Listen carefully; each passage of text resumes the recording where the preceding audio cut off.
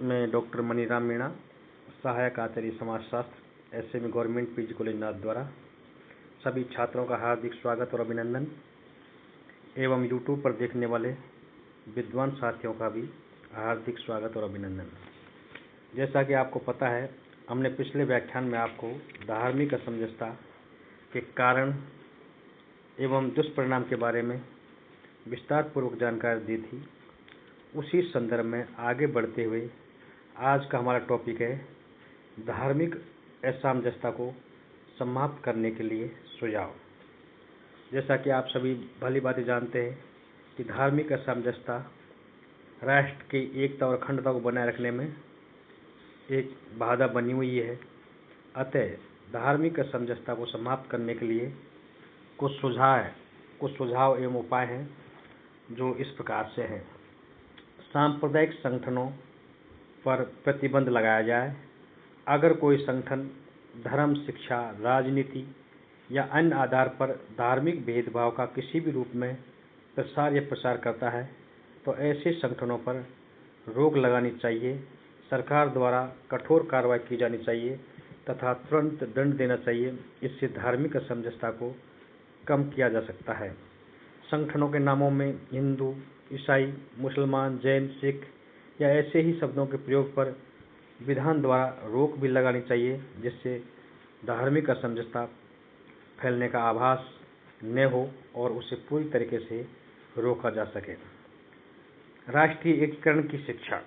धार्मिक असमंजसता को समाप्त करने के लिए शिक्षा द्वारा राष्ट्रीय एकीकरण, राष्ट्रीय भावना, राष्ट्रीय चरित्र निर्माण आदि का प्रसार करना चाहिए एवं पाठ्यक्रमों में भी राष्ट्रीय एकता, राष्ट्रीय एकीकरण आदि को रखना चाहिए, जिससे संपूर्ण समुदाय में, संपूर्ण मानव जाति में राष्ट्रीय एकता एवं अखंडता को बनाए रखने के लिए उनमें राष्ट्रीय एकता की भावना उत्पन्न हो सके, जिससे धार्मिक असमंजसता को दूर किया जा सकता है। चुनाव में जो धार्मिक प्रचार प्रसार होता है, उस समय सरकार को किसी भी प्रकार के धर्म के प्रसार और प्रचार पर पूरी तरह से रोक लगा देनी चाहिए। अगर कोई धर्म के आधार पर चुनाव जीतता है तो उसे अवैध घोषित करने का प्रावधान होना चाहिए, जिससे कि कोई भी व्यक्ति या कोई भी राजनीतिक पार्टी धर्म के आधार पर वोट न बटोर सके, जिससे धार्मिक असमंजसता काफ़ी कम हो सकती है। धार्मिक असमंजसता समाप्त करने के लिए एक व्यवहारिक और कारगर उपाय शिक्षण संस्थाओं द्वारा छात्रों में राष्ट्रीयता की शिक्षा देकर भी काफ़ी कम किया जा सकता है, क्योंकि राष्ट्रीय एकता और अखंडता की भावना में किसी धर्म विशेष को बल न दिया जाकर संपूर्ण राष्ट्र को एक माना जाए और राष्ट्रीय एकता की भावना उनमें उत्पन्न की जानी चाहिए। एवं सांप्रदायिकता फैलाने वाले जो व्यक्ति हैं उनको कठोर दंड देने की व्यवस्था होनी चाहिए।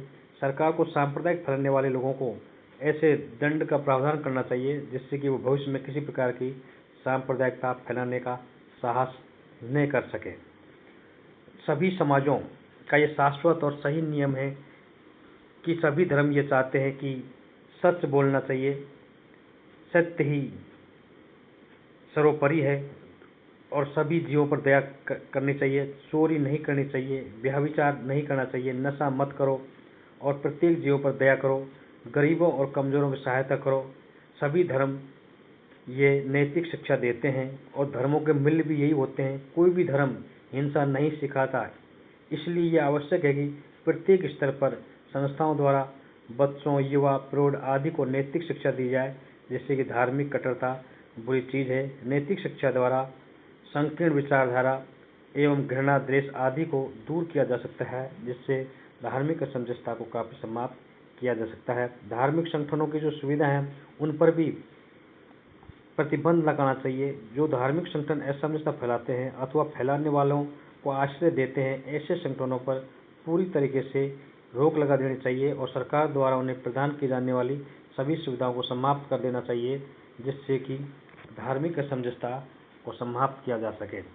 सरकार तथा जनता के सहयोग से अनेक प्रशासनिक सुधार भी किए जा सकते हैं, जिससे कोई व्यक्ति या समूह धार्मिक असमंजसता फैलाता है, जनता की सहायता से पता लगाएं तथा पकड़कर उसे सजा देने का प्रावधान भी करना चाहिए। एवं समाचार पत्र, चलचित्रों, दूरदर्शन आदि के माध्यम से धार्मिक असमंजसता जैसे पोस्टरों पर भी प्रतिबंध होना चाहिए। सुरक्षा व्यवस्था के अभाव के कारण लोग धार्मिक एवं अन्य संगठनों को बनाकर अपनी सुरक्षा व्यवस्था करते हैं और सांप्रदायिक दंगे फसाद में बदल जाते हैं। ऐसी स्थिति में सुरक्षा व्यवस्था पूरी तरह से अच्छी होनी चाहिए, जिससे किसी प्रकार की धार्मिक असमंजसता न फैले। एवं महात्मा गांधी जी के विचारों को सर्वोपरि महत्व देना चाहिए।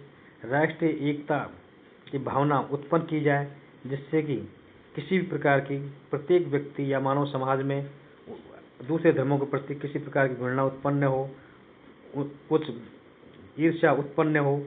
प्रत्येक व्यक्ति सभी धर्मों को समान दृष्टि से माने, सोचे और उनका आदर सम्मान करे। तो ऐसी स्थिति या ऐसे उपाय किए जाने से धार्मिक असमंजसता दूर हो सकती है।